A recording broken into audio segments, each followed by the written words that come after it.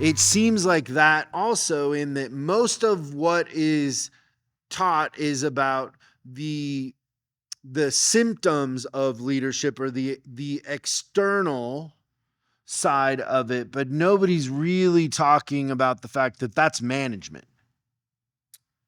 Most leadership training out there is management training.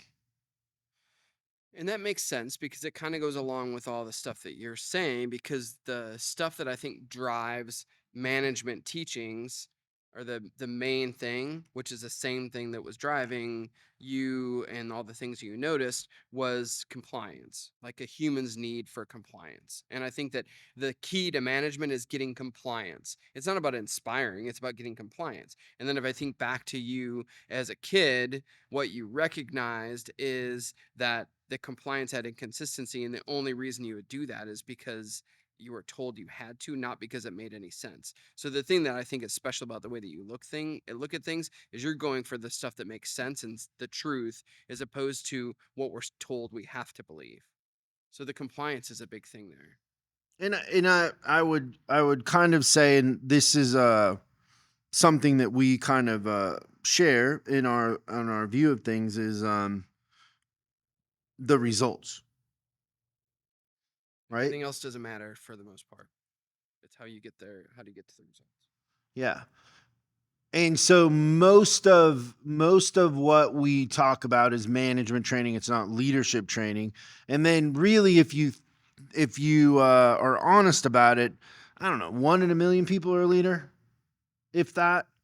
Like Probably there, less than that. you could turn the fire sprinklers on in downtown Los Angeles, and you might not get a leader wet. Like it's it's very rare. Like, just take General Electric, for example. You had Jack Welch, but everybody before and after that was a manager.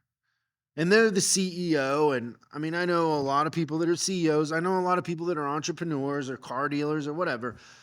Very rarely in my journey have I met a real leader. And the true leaders that I have met are hard to recognize because they're quiet. Oh, that's an interesting connection.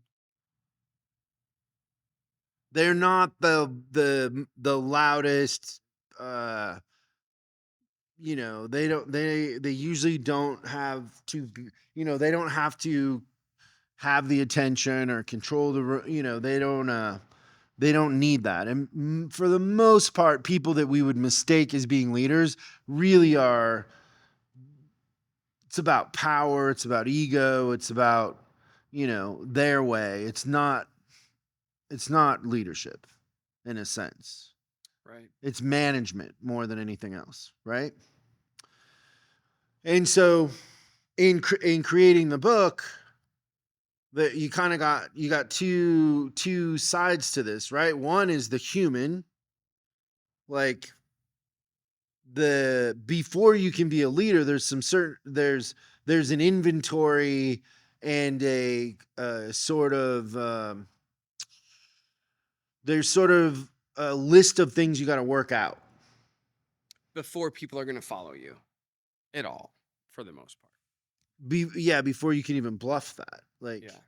you can't. It starts internally and then it's external, right? So, for example, one thing that I've noticed is I'm not very good. Well, we've talked about this before. Whenever I used to go into the service departments and uh, interview everybody, the manager, dealer, general manager would always come to me and say, "Who do you think is going to make it?" And in the beginning, I would tell them what I thought, and then I Probably very wrong. quickly realized that the interview that I was performing was in an old system with a culture that was broken. Thanks so much for watching this clip of Service Driving Revolution. We're uploading new stuff every day, so make sure you subscribe and click the bell icon so you don't miss out. If you have a question you'd like us to answer on the show, call 8333-ASK-SDR and we'll answer your question on the show. That's 8333-ASK-SDR.